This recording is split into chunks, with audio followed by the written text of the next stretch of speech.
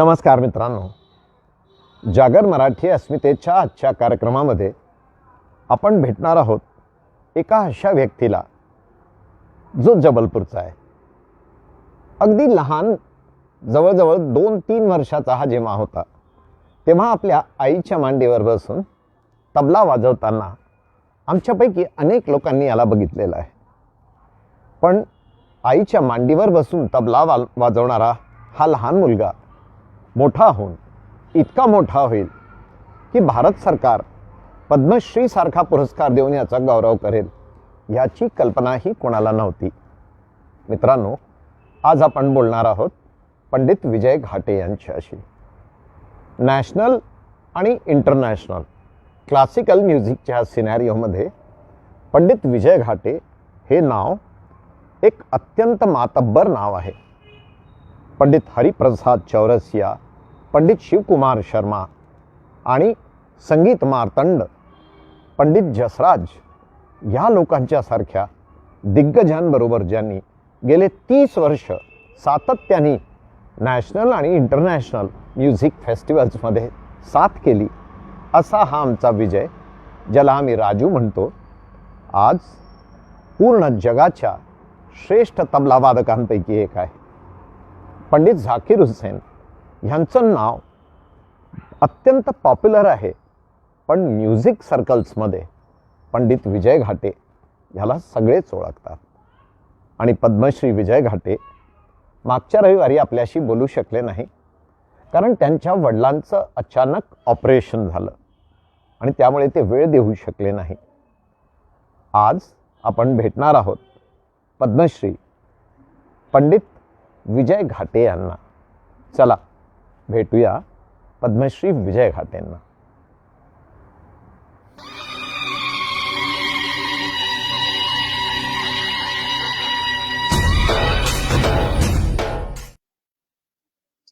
नमस्कार मंडळी, जागर मराठी अस्मितेचा या कार्यक्रमाच्या आजच्या भागात मी निहारिका आपल्या सगळ्यांचं सहर्ष स्वागत करते. मंडळी, आजचे जे आपले पाहुणे आपल्यासोबत गप्पा मारायला आले आहेत ते खूप खास आहेत, कारण ते मूळचे जबलपूरचे आहेत आणि आज तबला वादनाच्या क्षेत्रात त्यांनी खूप मोठं नाव कमावलं आहे. आजचे आपले खास पाहुणे म्हणजेच पद्मश्री श्री विजय घाटेजी. विजयजी, आपलं खूप खूप स्वागत. नमस्कार, तुमचं स्वागत आहे विजयजी. नमस्कार नमस्कार निहारिका. मला पर्सनली खूप छान वाटतंय की आज मला तुमच्या सोबत गप्पा मारायची संधी मिळाली, त्यासाठी खूप खूप धन्यवाद. आणि जबलपूर सोबतचं तुमचं नातं हे खूप वेगळं आहे आणि खूप खास आहे. तर मला सुरुवातीला त्याबद्दल जाणून घ्यायला आवडेल. तुमचं बालपण इथे गेलं, तर तुम्ही तुमच्या बालपणाविषयी काय सांगाल, जबलपूर विषयी काय सांगाल? जबलपूर खास असणारच आणि असायलाच पाहिजे, कारण की जबलपूर माझं जन्मगाव आहे. तिकडे सुतिका गृहामध्ये माझा जन्म झाला, राईट टाउन मध्ये. अच्छा, ओके. आणि आणि तिकडे माझं सगळं बालपण तिकडे गेलं. माझं शिक्षण तिकडे नूतन मराठी महाविद्यालय, महाराष्ट्र हायस्कूल इकडे माझं शिक्षण झालं. आणि त्याच्यानंतर माझं बालपणीपासूनच ऍक्च्युली माझे मामा अरुण वकील, जबलपूरकरांना सगळ्या जुन्या लोकांना माहिती आहे, ते फार प्रसिद्ध व्हायोलिन वादक होते. तर त्यांच्यामुळे संगीताचे संस्कार आणि लहानपण, म्हणजे मी काय अगदी 2-2.5 वर्षाचा असल्यापासून आई सांगते की ती काहीतरी गाणं म्हणत होती कामं करताना, तर मी ती सम आली गाण्याची, तर मी त्याच्यावर हात आपटायचो. तर मग तिने ती गाणी चेंज करून बघितली आणि that's how she found out की असं असं आहे, थोडस टॅलेंट दिसतंय. मग वडिलांना सांगितलं, मग मला ते स्वेचे डबे आणून दिले वगैरे वगैरे, असा तो प्रवास आहे जबलपूरचा. मग छोटा तबला डग्गा आणून दिला, मग मी आपोआपच ठेकेला वाजवायला लागलो. मग माझ्या लहानपणी खूप कार्यक्रम, बालतरुण समाज, महाराष्ट्र गणपती महाराष्ट्र मंडळ, आपलं महाराष्ट्र विद्यालयाचं, त्याच्यानंतर तर तिकडे असे खूप ठिकाणी माझे लहानपणी, मी 3 वर्षाचा असल्यापासून कार्यक्रम व्हायचे. आणि सॉरी, माझे मामा व्हायोलिन वाजवायचे. सावन का महिना पवन करे शोर वगैरे ही गाणी, आणि मी लहानसा तबला वाजवायचो आणि लोकांना ती खूप मजा यायची. आणि मग असं करत करत माझं ते सगळा तो प्रवास जबलपूरचा लहानपणचा अगदी लक्षात आहे. अजून ते फोटोग्राफ्स वगैरे पण काय काय आहेत, ते जुने सगळे लोक पण दिसतात आणि आमच्या आठवणी पण सारख्या चालूच असतात आई वडिलांबरोबर सगळ्या जबलपूरच्या.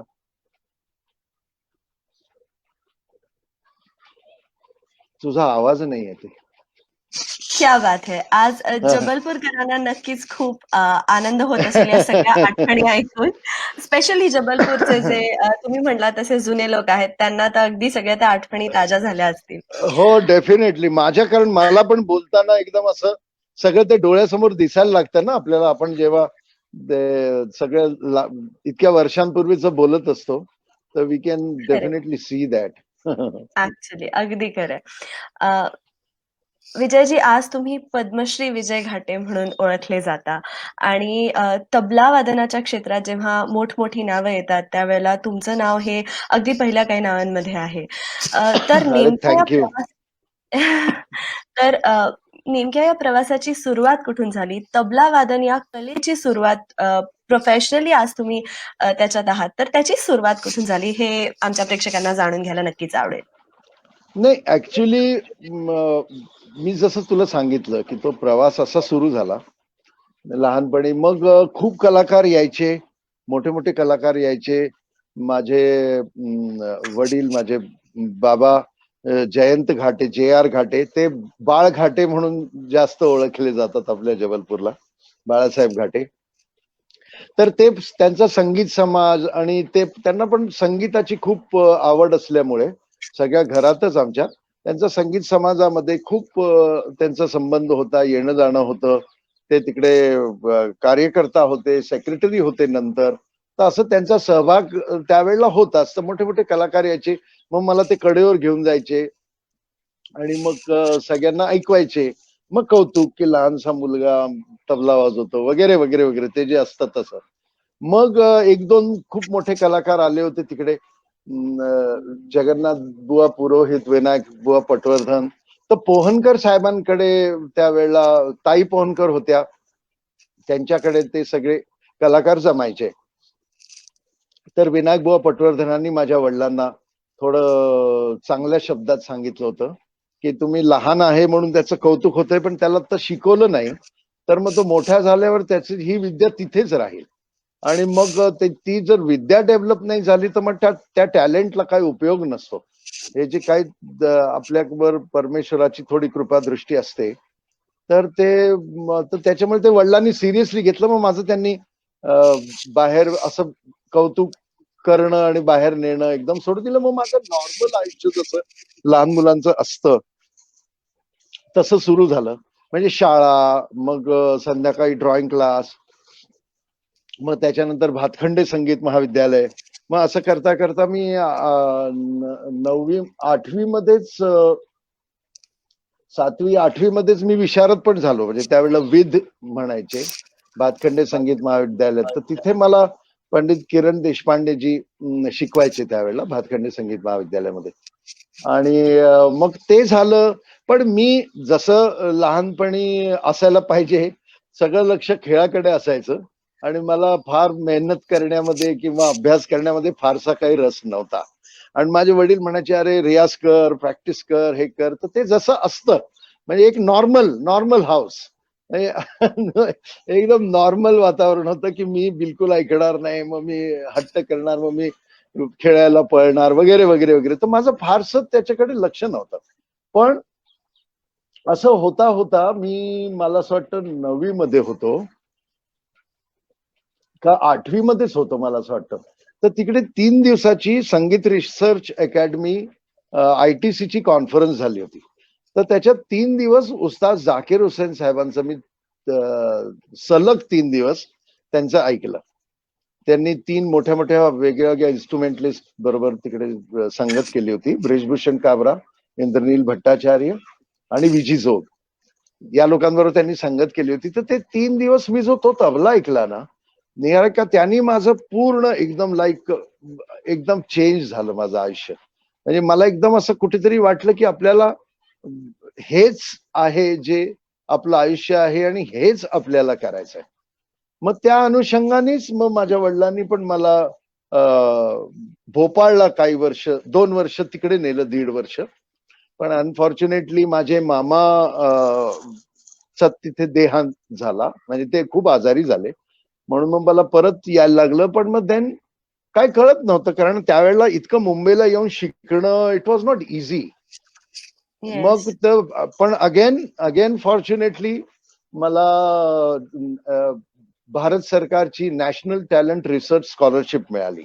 वा. त्या स्कॉलरशिपमुळे मी मग मुंबईला येऊ शकलो. मला माझे वडील मुंबईला घेऊन आले आणि मग मी तिथे तालयोगी पद्मश्री पंडित सुरेश तळवलकरांकडे, तिकडे मग मी गुरुगृही राहून गुरुकुल पद्धतीने शिक्षण माझं झालं त्यांच्याकडे. अशा तऱ्हेने हा तबल्याचा प्रवास सुरू झाला ऍक्च्युली. क्या बात है.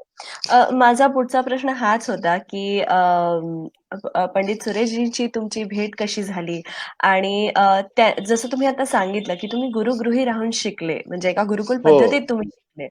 तर हो, तो अनुभव कसा होता? त्यावेळेला काय अनुभव तुम्हाला आले? आणि एकूणच तुमच्या जडणघडणीचा तो एक खूप मोठा भाग असल्यामुळे त्या 100%. अनुभवाविषयी काय सांगाल? नाही, अनुभव असं हा शब्द त्याला मला ठीक नाही वाटत, कारण की ते आयुष्यच आहे, म्हणजे तेच करेक्ट. आयुष्य होतं. त्याच्याशिवाय दुसरं काय, म्हणजे अनुभव आपण म्हणू शकतो ज्या वेळेला वी कॅन चूज. या. 2 ट्रू, असतील ट्रू. तर त्याच्यातला हा अनुभव तो ते नाही. तो एक माझं ते आयुष्यच असं होतं, त्यावेळेचं ते आयुष्यच होतं आणि आहे, तेच माझं आयुष्य आहे. तर मला गुरुजींकडे परत अजय पोहनकर, अजय दादा, माधव डोंगरे, ते पण जबलपूरचे, हे दोघेही मला बाबांबरोबर आम्हाला दोघांना घेऊन गेले. आणि मग गुरुजींनी, मी सगळीकडे सांगतोय, गुरुजींनी माझं ऐकलं वगैरे. मग मला म्हटले ठीक आहे वाजव. मी वाजवलं तर म्हटले ठीक आहे, होईल ठीक. तर तोपर्यंत मला फार कौतुक ऐकायची सवय झाली होती, पण त्यांनी मला म्हटलं की याच्या हातात काही दम नाही, याला खूप सुरुवातीपासून करायला लागेल. बापरे! तर आपण 6 महिने बघू, आणि वाटलं तर ठीक आहे, मला ठीक वाटलं तर ओके, नाही तर मग 6 महिन्यानंतर मी याला परत घरी पाठवून देईन. तर मी नेहमी तेच म्हणतो की परमेश्वर कृपेने ते 6 महिने अजून चालू आहेत. क्या बात है. अ, गुरुजींसोबतचा ची एखादी आठवण अशी जी तुम्हाला, म्हणजे जी तुमच्यासोबत नेहमीच असेल आणि जी तुम्हाला शेअर करायला आवडेल, ती नाही, आम्हाला. अनेक आठवणी म्हणण्यापेक्षा अगेन दॅट्स लाईफ, की त्यांच्या घरी राहून शिकल्यामुळे म्हणजे संगीत, तबला, गाणं, म्युझिक याच्याशिवाय दुसरा विषय, कुठलाच विषय नसायचा. म्हणजे दुसरा कुठलाच विषय नाही, म्हणजे त्याच्यामुळे म्हणजे मला आठवतच नाही की असं कुठल्या वेगळ्या विषयांवरती गप्पा चालल्या आहेत, किंवा असंच पिक्चर बघायला मिळतोय, किंवा कुठेतरी टाइमपास करायला मिळतोय. म्हणजे सकाळी आम्हाला सुरुवातीला तर काही वर्ष सकाळी 3ला उठायला लागायचं. सकाळी 3 ते म्हणजे सगळं आंघोळ वगैरे करून पहाटे सुरू व्हायचं ते 12:30 पर्यंत. देन अगेन 1:30-2 वाजल्यापासून 7 वाजेपर्यंत असं सलग चालू राहायचं. बापरे! रियाज आणि शिक्षण, रियाज, शिक्षण, रियाज, शिक्षण, रियाज. तर त्याच्यामुळे अशा आठवणी डिटेलमध्ये गेलं तर खूप आहे. पण हेच आहे की म्हणजे ढोबळ मला हेच आठवतं की मुख्य आयुष्य हे संगीतच होतं, आणि संगीताशिवाय जवळजवळ मी त्यांच्याकडे 12 वर्ष होतो. पण मी 12 वर्ष अशी नाही गेली. सुरुवातीची ही 3 वर्ष तर खूपच विगरसली रियाज आणि तालीम ज्याला म्हणतो आपण, आणि त्याच्यातच सगळा काळ गेला. क्या बात है. अ, खूप कमी असे लोक असतात ज्यांना इतक्या मोठ्या गुरूंकडून असा आशीर्वाद मिळतो आणि त्यातले तुम्ही एक आहात. तर डेफिनेटली. या 12 वर्षांच्या प्रवासानंतर जेव्हा तुम्ही अ, काय म्हणू शकतो आपण, तिथून बाहेर पडलात किंवा 12 वर्षानंतर जेव्हा तुमचं एक इंडिपेंडंट एक एक आयुष्य वेगळ्याने सुरू झालं, तर तेव्हाचा अनुभव कसा होता? तेव्हाचा तो प्रवास कसा होता? आणि इनिशियली काय फीलिंग्ज होत्या तुमच्या मनात? नाही, काय होतं माहिती का निहारिका, की असं मला असं वाटतं प्रत्येकाच्या आयुष्यात पण हे हा जो आर्ट फॉर्म आहे, ज्याला म्हणजे आपण परफॉर्मिंग आर्ट म्हणतो ना, त्याच्यामध्ये तर एकदम असं नाही होत की आता आज डिग्री मिळाली, उद्यापासून नोकरी लागली, मग वाटल्यास एक 5-6 महिन्याचं नोकरीचं ट्रेनिंग झालं अँड देन युअर लाईफ म्हणजे ओके, युअर सेट. तसं खरंय. याच्यात होत नाही ना. म्हणजे याच्यामध्ये हळूहळू म्हणजे एकदम असं गुरुजींना सोडून आणि मी एकदम इंडिव्हिज्युअल झालो, आपला आपला वाजवायला लागलो, आपला मोठा कलाकार होऊ शकणं असं असतं. असं काही पॉसिबल नसतं. त्याच्यामुळे तो खरंय. हळूहळू हळूहळू म्हणजे प्रवास तू म्हटलीस ते करेक्ट आहे. कारण तो प्रवास म्हणजे अगदी एक पायरी करत करत करत करत करत आणि मग प्रत्येक पायरीत वेगळे अनुभव, प्रत्येक पायरीमध्ये वेगळा एक्सपिरियन्स, त्या एक्सपिरियन्स मध्ये सारखं शिकणं आणि मग आपण जे शिकतोय त्याप्रमाणे सुधारणा करून म्हणजे मग ती आयुष्य जगण्याच्या बाबतीतली असू दे, रिलेशन्सच्या बाबतीतली असू दे, का संगीताच्या बाबतीतली असू दे, कामाच्या बाबतीतली असू दे. कारण आमच्या लोकांचं हा अगेन तो परफॉर्मिंग आर्ट्समुळे सारखा जनसंपर्क जास्त आणि खरंय. आमचं वाद्य तबला असल्यामुळे हे साथीचं वाद्य अकंपनिमेंटचं, त्याच्यामुळे सगळ्या मोठ्या मोठ्या कलाकार, लहान मोठ्या सगळ्या कलाकारांबरोबर ते इंटरॅक्शन वेगळं, त्यांच्याबरोबरच ते जे वादन प्रत्येकाचं इन्स्ट्रुमेंट बरोबर वाजवायचं वेगळं, तर अशा व्होकल बरोबर वेगळं, डान्सचं वेगळं. तर अशा तऱ्हेचं मला सांगायचं की हे सगळं असं हळूहळू हळूहळू करत हा प्रवासच असतो. आणि मग तो मी तुला परत म्हणजे असं मी म्हणतो, म्हणजे एक दोन ठिकाणी म्हटलंय, मी असं सांगितलंय की नशिबाची साथ आपण जे म्हणतो ते कुठल्या गोष्टीची नशिबाची साथ. तर माझ्या मते नशिबाची साथ ही असते की तुमचे आई वडील कोण आहेत आणि तुम्हाला गुरु कोण मिळालेत आयुष्यात. खरंय. ही सगळ्यात मोठी नशिबाची साथ असते की आपला कुठल्या घरी जन्म झालाय, इकडनं आपलं हम्म. नशीब सुरू होतं ना. आणि मग आपल्या आयुष्यामध्ये आपल्याला कोण गुरु आपल्याला भेटले आणि वेळेवरती मिळाले, कुठल्या वेळेवरती मिळाले, आयुष्याच्या कुठल्या टप्प्यावरती गुरु भेटले. तर हे 3 लोक आयुष्यात इतके महत्वाचे आहेत माणसाला. सगळं आयुष्य हे तिघ जर नशिबात करेक्ट असतील तर मग ते सगळं आयुष्य ठीक व्यवस्थित होत जातं, आपण आपलं काम इमानदारीत करत राहिलो तर, असं मला नेहमी वाटतं. अगदी खरंय, अगदी खरंय. अ, विजयजी, तुमचे इतके कार्यक्रम झाले आहेत देशात, देशाबाहेर आणि अनेक कार्यक्रमांच्या वेळेला वेगवेगळ्या प्रकारचा ऑडियन्स असतो, वेगवेगळ्या प्रकारचे अनुभव येतात.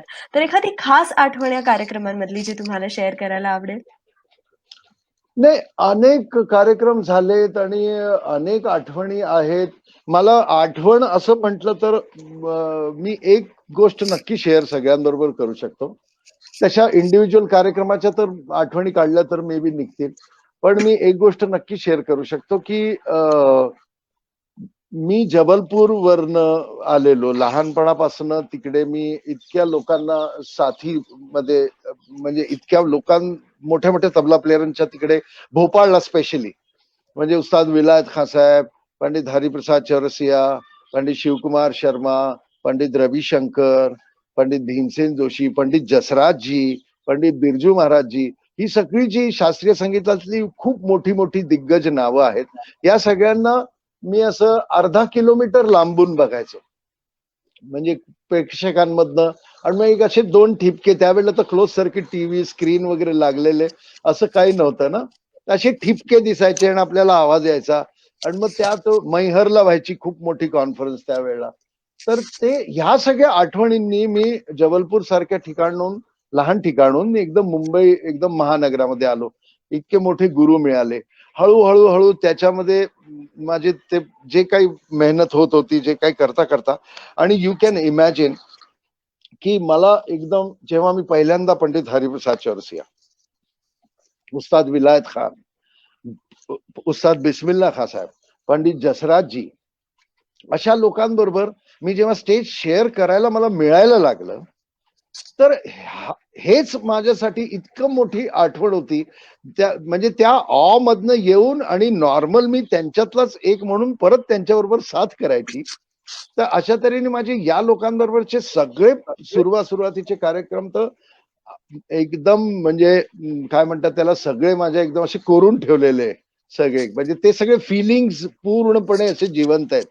आणि मग जशी जशी वर्ष होत गेली तसं तसं मग या लोकांकडनं संगीताशिवाय पण हे लोक कसं विचार करतात, हे लोक इतकी मोठी का आहेत, ह्याची कारणं काय, ते कसं कोणाही बरोबर त्यांचं कसं कम्युनिकेशन असतं, किंवा ते त्यांचं किती म्हणजे ओपन माइंड कुठे ठेवायचं, कसं आपलं संगीत कशा तऱ्हेने लोकांपर्यंत पोहोचेल, आपण त्यावरती काम कसं करायचं, अशा इतक्या गोष्टी शिकत शिकत शिकत शिकत शिकत आणि अजूनही तेच चालू आहे. म्हणजे काही ना काहीतरी असं होतच की काय फार सुंदर काहीतरी शिकायलाच मिळतं. सुंदर, सुंदर. अ, ज्या वेळेला मी आता हे सगळे अनुभव ऐकते, माझ्या मनात एक प्रश्न नक्की आला, की जसं तुम्ही सांगितलं, की जबलपूरला तुम्ही हे सगळे कार्यक्रम बघायला जायचे आणि त्यानंतर जबलपूरलाच तुमचे कार्यक्रम ज्यावेळेला व्हायला लागले, तर ते ट्रान्झिशन फिलिंग कसं होतं आणि पुन्हा एकदा जबलपूरला येऊन कार्यक्रम नाही देणे, नाही, डेफिनेटली स्पेशल, हो डेफिनेटली त्याच स्पेशल, डेफिनेटली स्पेशल. म्हणजे आमचे एकदम त्यावेळचे ते लहानपणी आपण ज्या शहरात राहत असतो तिथे इतक्या मोठ्या कलाकारांबरोबर आपण सक्सेसफुली जर कार्यक्रम करू शकतोय, तर ती लहानपणी आपल्याला बघितलेली लोक जेव्हा तिकडे येऊन आशीर्वाद देतात, ते आपल्यावर प्रेम करतात. म्हणजे अगदी सांगायचं तर माझ्या वडिलांचे मित्रच, पण त्यांनी पण मला लहानपणापासून बघितलं, जसं आनंद जोशी सर आहेत, त्याच्यानंतर धनोप्या सर, संगीत समाजचे इतके जुने मेंबर. तर असे सगळ्या लोकांनी येऊन आशीर्वाद देणं आणि मग ते ते खूपच स्पेशल आणि खूप इमोशनल फिलिंग्स आहेत त्या, आणि व्हेरी स्पेशल. आणि दॅट टाइम म्हणजे ते त्यावेळेला असं वाटतं की आपण काहीतरी थोडस आयुष्यात जे काही करतोय ते करेक्ट मार्गावरती करतोय. That's beautiful. हम्म. विजयजी, ज्या वेळेला तुम्हाला पद्मश्री हा इतका प्रतिष्ठित पुरस्कार मिळाला, तर ते फिलिंग कसं होतं आणि त्यावेळेला तुमच्या मनात काय भावना होत्या? मी खरं सांगू का, एक तर मला कधी वाटलं नव्हतं की म्हणजे मी जो तबला शिकलो किंवा ज्या वेळेला शिकायचो गुरुजींकडे, तालीम व्हायची, त्यावेळेला मनामध्ये हे कधी नसायचं की आता मी हे रियाज करतोय की मी असं वाजवतोय आणि मी त्याचं मेहनत करतोय, तर असं नसायचं की हे माझ्या हातनं चांगलं वाजल्यानंतर मला ह्यानी काहीतरी मिळेल. त्यावेळेला मनामध्ये फक्त तबला, तबल्याचा नाद, आणि समजा दिल्ली घराण्याचा हा कायदा आहे, तर ते दिल्ली घराण्याचे जे जरुरी गोष्टी आहेत त्या, त्याची क्लॅरिटी बरोबर आहे की नाही, त्याची स्पीड आपण अजून कशी क्लिअर करू शकतो, ह्या गोष्टी इतक्या डोक्यात असायच्या की असा कधी विचारच नाही केला शिकताना की हे केल्याने मला काहीतरी मिळेल. त्याच्यामुळे काही म्हणजे असं भौतिक गोष्टी काही मिळतील की उद्या मी गाडी कशी घेईन, मला पैसे कसे मिळतील, म्हणजे उलट इतकं अनसर्टन फील्ड आहे हे की याच्यामध्ये काही गॅरंटी नाही आहे ना तुम्हाला. फ्रीलान्सिंग तुम्ही कार्यक्रम करायला निघता तर तुम्ही कोणालाही असं सांगू शकत नाही की मी 8 तास 10 तास रियाज केलाय, मला आता कार्यक्रम द्या. No, you have to prove even now. आत्ता ट्रू. पण आजही मला जर वाजवायचंय, उद्या पण मला वाजवायचंय, तर मी परवा जर चांगलं वाजवलं असेल तर त्याचा काय उपयोग माझ्या उद्याच्या वाजवण्यावर नाही आहे. मला उद्या परत माझं बेस्टच द्यायला लागणार आहे, ते ट्रू. शेवटपर्यंत करायला लागणार आहे. तर या फील्डमध्ये काही मिळण्यासाठी काही करणं असं माझ्या पिढीपर्यंत तरी नव्हतं. म्हणजे मला आताच्या पिढीचं माहिती नाही, पण मला माझ्या पिढीत म्हणजे मला माझं त्याच्यामुळे आठवत आहे. तर मला कुठली गोष्ट मिळाली की मी एक थोडस शिकलो हे आयुष्य जगता जगता की आपण म्हणजे असं म्हणतात ना की वाईट निगेटिव्ह गोष्टी जितक्या लवकर आपण विसरू किंवा निगेटिव्ह गोष्टी आपण जितक्या लवकर मनातनं काढून टाकू, तितकं आपल्याला जगायला सोपं जातं असं म्हणतात, आणि असं मला अनुभवावरनं पण वाटतं. पण तसंच मला असं वाटतं की चांगल्या गोष्टी पण फार काळ रेंगाळत ठेवू नये. म्हणजे कारण आपल्याला मिळालेल्या अचिव्हमेंट्स पण ती परमेश्वराची कृपा, आईबाबांचे, गुरुजींचे आशीर्वाद, त्याच्यामुळे आपल्याला जर काही छान मिळालं तर ते आपण जर फार धरून ठेवलं की मला हे मिळालं, मला ते मिळालं, तर त्याच्यात पण जगण्यासाठी त्रास होण्याची शक्यता असते. ट्रू. तर चांगल्या गोष्टी पण विसरणं खूप छान आहे असं मला वाटतं. तर पद्मश्री मिळाली, मी खूप आभार मानले. सगळ्यांना नमस्कार केला आणि कधी विचार केला नव्हता ती गोष्ट मला मिळाली. आणि थँक्यू सो मच. बस मला आता अजून जे येत नाहीये ते यावं अशी इच्छा आहे तबल्यामध्ये. क्या बात आहे! ही एक खूप मोठी शिकवण कदाचित आजच्या पण हे एकदम खरं सांगतोय मी, म्हणजे व्हॉट आय फील आणि what I how I live मी शेअर करतोय, की मला असं असं फार नाही काही असं वाटत की नाही, म्हणजे खूप थँक्यू. असं नाही वाटत की त्यात काय झालं, असं नाही. थँक्यू सो मच, म्हणजे खूप खूप आभार. पण तिथेच राहून उपयोग नाही ना, आपल्याला पुढे जायलाच पाहिजे. हे खरंच म्हणजे ही एक खूप मोठी शिकवण कदाचित आजच्या जे यंगस्टर्स आहेत त्यांना मिळालेली आहे. आणि त्यालाच रिलेट करत माझा पुढचा प्रश्न आहे, की आज असे अनेक यंगस्टर्स आहेत ज्यांना या क्षेत्रात यायचंय. ज्यांच्यात कदाचित ती कला आहे पण त्यांना माहीत नाही की त्याला कसं अजून चांगलं करता येईल. किंवा अनेक असे कलाकार आहेत जे याच्यात करियर करू बघतायत म्हटलं गेलं तर. हो. पण कुठे ना कुठे त्यांच्या पेरेंट्सना असं वाटतं, की हे खूप सेफ फील्ड नाहीये किंवा स्टेबल फील्ड नाहीये आणि म्हणून परीक्षेच्या, अभ्यासाच्या त्या सगळ्या ह्याच्यात त्यांची कला कुठेतरी दाबल्या जाते. तर अशा सगळ्या यंगस्टर्सना आणि त्यांच्या पालकांना तुमचा काय संदेश असेल? सेफ आणि स्टेबल म्हणजे तसा जर विचार असेल तर पण हा न विचार केलेलाच बरा आहे. कारण की हो, कारण की ही जर रिस्क काय तुम्हाला ना ते त्या वाद्यासाठी त्या संगीतासाठी खूप पॅशन जर असेल, खूप प्रेम असेल आणि असं वाटत असेल सॉरी की आपण ह्याच्याशिवाय जगू शकत नाही किंवा याच्याशिवाय मला दुसरं काहीच करायचं नाही, तर मला असं वाटतं तरच आपण हे करायला पाहिजे. हे असं फील्ड आहे, कुठलंही क्रिएटिव्ह फील्ड.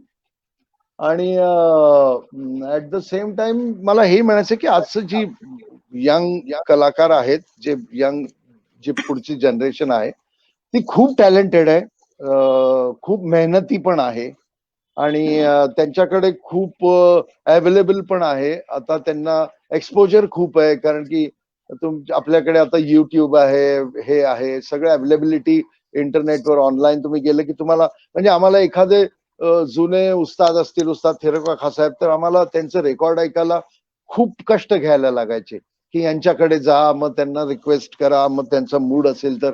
पण आता असं होत नाही ना, अवेलेबिलिटी खूप, म्हणजे जस्ट वन क्लिक आणि एव्हरीथिंग इज देअर.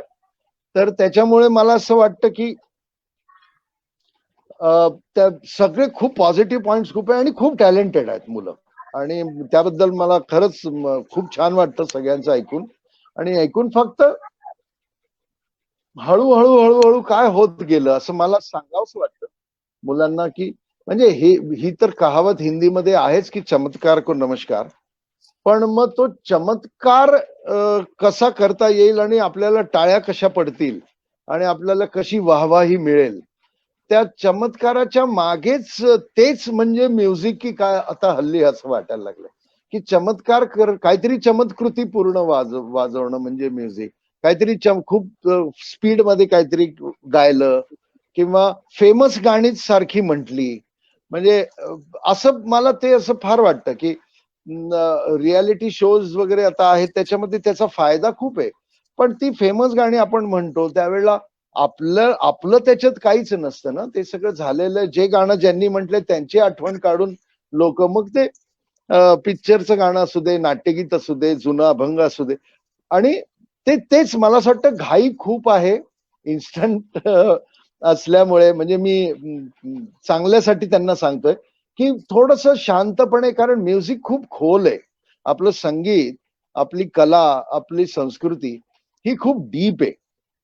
आणि ही एकदम, म्हणजे तुम्हाला आणि फेसबुक, इंस्टाग्रामवर लाईक्स मिळतात, तर त्याच्यामुळे आपल्याला असं वाटतं की आपलं नाव होतंय, म्हणजे आपल्याला लोक खूप ओळखतायत, विच इज नाईस, म्हणजे आय डोंट माइंड दॅट. पण त्याची थोडीशी रियालिटी चेक आपण सारखा ठेवला पाहिजे की आपण रिअली संगीतासाठी, म्युझिकसाठी किंवा आपण जे काही करतोय त्याच्यासाठी आपण किती सिरियस आहोत, की आपल्याला हे लाईक्स आणि चांगलं दिसणं आणि खूप कार्यक्रम आणि मग उद्या आहे, हे आपल्याला महत्वाचं आहे. तर असं मला असं वाटतं की त्यांनी जरासा फरक पडेल आणि संगीत जे धरोहर आहे आपलं इतकं शेकडो शेकडो हजारो वर्षांपूर्वीची ही परंपरा आहे, तर त्याचा थोडा सिरियसनेस इन गुड सेन्स राहील असं मला वाटतं. True, true. हे मला सांगावंसं वाटतं. तुम्ही जे आता सांगितलं, माझ्या नृत्यगुरू देखील त्याही जबलपूरच्याच आहेत, हा. नीरजा बोलकर म्हणून. आणि ज्यावेळेला त्या आमची प्रॅक्टिस घ्यायच्या, आमची तालीम घ्यायच्या, त्यावेळेला त्याही आम्हाला हेच सांगायच्या की घाई करू नका तुम्ही कुठल्याही हो गोष्टीची. हो आणि हो हो. मी कथक नृत्य शिकलेलं आहे. अरे वा, कोविड व्हेरी नाईस. कोविड झालेलं आहे कथकमध्ये. हा हा. तर त्यांनी त्यावेळेला आम्हाला सांगितलं होतं की तुमच्या नृत्यात हा ठहराव असला पाहिजे. तर तुमच्या आता या सगळ्या सांगण्यातून मला त्यांचं सांगितलेलं आठवलं. आणि टॉकिंग ऑफ यंगस्टर्स, आपल्या शालेय जीवनाचा कुठेतरी आपल्या पूर्ण जडणघडणीवरती खूप एक मोठा इम्पॅक्ट असतो. आणि तुमचं हे सगळं शालेय जीवन जबलपूरला तुम्ही सांगितल्याप्रमाणे नूतन मराठी आणि महाराष्ट्र हायस्कूल इथे गेलेलं आहे. आणि जबलपूरचे आज अनेक लोक आहेत जे या संस्थांशी आजही जोडले गेलेले आहेत. तर त्या सगळ्यांना तुमच्या शालेय अनुभवाबद्दल ऐकायला नक्कीच आवडेल. तर तुम्ही काय शेअर कराल? शालेय अनुभवामध्ये मला हे नक्की आठवत आहे की माझी आईच जी 3 वर्ष होती, म्हणजे 5वी पहिले प्रायमरी असायचं ना, पहिली ते 5वी प्रायमरी, आणि मग 6वी 7वी 8वी मिडल स्कूल, आणि मग हायर सेकंडरी असं होतं. तर माझी आईच 5 पैकी 3 वर्ष होती, आणि ती मला बिलकुल हायगाय करायची नाही. ती त्यावेळेला जर आडवी पट्टी सगळ्यांना शिक्षा मिळत असेल, तर मला पण आडव्या पट्टीने तेवढ्याच फोर्सनी मला शिक्षा मिळायची. आणि मी म्हणजे फार काय म्हणतात त्याला, साधा सरळ मुलगा नसल्यामुळे लहानपणी पण आय डोंट नो, तर त्याच्यामुळे मी खूपदा तिच्या हातचा प्रसाद शाळेत खाल्लेला आहे. आणि मला ते सगळं आठवतं, माझे मित्र आठवतात आणि ती शाळा आठवते. मी गेलो जबलपूरला की जरूर मी ते एक चक्कर नक्की महाराष्ट्र हायस्कूलमध्ये, आणि महाराष्ट्र हायस्कूलमध्ये मी ऍक्च्युली एकच वर्ष होतो. अच्छा. तेलंग सर आमचे माझे हे होते, क्लास टीचर होते, पण मी एकच वर्ष होतो. मग मी भोपाळला चाललो गेलो त्याच्यानंतर तबला शिकण्यासाठी. ओके. तर मला आठवणी तर खूप आहेत, पण मला मेन हे आठवतंय की माझी आई वर्ग शिक्षिका असूनही तिने मला पट्टीनी, कायम आडव्या पट्टीनी खूप व्यवस्थित शिक्षा दिली. क्या बात है, क्या बात है. खरं तर या गप्पा खूप छान रंगतायत. पण आजच्या कार्यक्रमाच्या थोड्या शेवटाकडे आपण जातोय. तर त्यात हो मला हो. एक प्रश्न तुम्हाला विचारायला नक्कीच आवडेल, की तुमचे अनेक चाहते आज आपल्याला इथे ऐकतायत पूर्ण देशभरातून, स्पेशली जबलपूरचे. तर या सर्व चाहत्यांना तुमचा काय संदेश असेल आणि तुम्ही त्यांना काय सांगू इच्छिता? मगाशी मी सांगितलं तेच, आणि चाहत्यांना काय सांगायचं आता. मी काही संदेश फार मोठा देण्यालायक वगैरे असं काही नाही. मी अजून संदेश घेतोय, अजून मला संदेश मिळाली नाही. आणि मला संदेश तर तो कलकत्त्याची एक मिठाई असते ती खूप आवडते, संदेश क्या नावाची. बात है. पण पण एनिवे, जोक्स अपार्ट, काही नाही, आता खूप डिफिकल्ट टाइम मधनं आपण सगळे जातोय. आणि वी ऑल आर होपिंग, सगळ्यांचे फिंगर्स क्रॉस आहे की आता हा 2020 गेला की आपण जानेवारी पासून आणि 21 आणि सगळं आपण परत नॉर्मल आयुष्य सुरू होईल. आणि सगळ्यांनी आपण खूप पॉझिटिव्हली आणि खूप मिळून मिसळून हा काळ काढलाय. आणि अशाच तऱ्हेने ज्या गोष्टी आयुष्यात येत असतात आपल्या समोर, जितक्या पॉझिटिव्हली आपण त्या घेऊ आणि आपण पुढे पुढे जात राहू, आणि आपल्या कामावरती फोकस आणि आपल्या कामावरची इमानदारी तेवढी कायम ठेवायला पाहिजे असं मला वाटतं. आणि तेच माझं सूत्र असावं असा मी प्रयत्न करतो. गरज नाही, म्हणजे असं काही माझा दावा नाही आहे की मी फार असं सक्सेसफुल आहे हे करण्यामध्ये, पण माझा प्रयत्न नक्की हाच असतो. क्या बात है. आजच्या आपल्या गप्पा खूपच मी म्हणेन की आमच्या जनरेशनसाठी या खूप जास्त इन्फॉर्मेटिव्ह होत्या, कारण यातनं भरपूर काही शिकायला आम्हा सगळ्यांना मिळालेलं आहे. आणि आय एम शुअर की थँक्यू. जबलपूरचे जे सगळे लोक आहेत ते आज आपल्या गप्पा ऐकून नक्कीच खूप खुश होणार आहेत. नक्की नक्की. I hope so. येस. तुम्ही वेळात वेळ काढून आज आलात आणि आमच्यासोबत या गप्पा मारल्यात आणि त्यासाठी मला पण खूप छान वाटलं. मला जेव्हा डॉक्टर जितेंद्र जामदारांचा फोन आला की आपण असं असं करायचंय आणि निहारिका इंटरव्ह्यू घेईल, तर मी म्हटलं जरूर करूया आणि मला खूप आनंद होईल आणि मला I am really really very happy. Same here. ज्या वेळेला डॉक्टर काकांनी मला फोन करून सांगितलं होतं की असा इंटरव्ह्यू घ्यायचा, तर मी आय वॉज व्हेरी एक्सायटेड आणि खरंच मलाही खूप खूप छान वाटलं गप्पा मारून. त्यामुळे खूप खूप धन्यवाद आणि धन्यवाद Niharika. God bless you. God bless you. तुमचं असंच प्रेम सर्व जबलपूरकरांवरती असू दे. हीच इच्छा. डेफिनेटली. कायम कायम कायम. नमस्कार.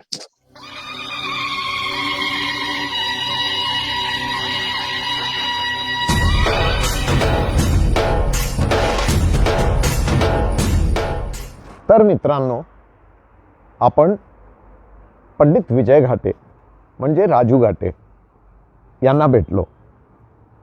हजारो यूट्यूब व्हिडिओजमध्ये आणि लाईव्ह प्रोग्राम्समध्ये ज्यांच्या बोटांची जादू आपण ऐकली, असे पंडित विजय घाटे यांनी आज आपलं मनोगत आम्हा सर्वांसमोर उकलून ठेवलं. हा प्रवास किती खडतर होता, किती प्रयत्नांती त्यांना ह्या सर्व गोष्टी अचीव झाल्या, ह्याची कल्पना आज आम्हा सर्वांना येत आहे. पद्मश्री होणं काही सामान्य गोष्ट नाही. जबलपूरचा एक मुलगा पद्मश्री होतो, ह्याच्यासारखी गौरवाची बाब आम्हा जबलपूरकरांना नाही. आणि त्यामुळे जबलपूरकरांचा आणि जागर मराठी अस्मितेचा ह्या कार्यक्रमाच्या सर्व प्रेक्षकांचा, दर्शकांचा आणि श्रोत्यांचा पंडित विजय घाटे यांना मानाचा मुजरा. ऐकत रहा जागर मराठी अस्मितेचा. धन्यवाद.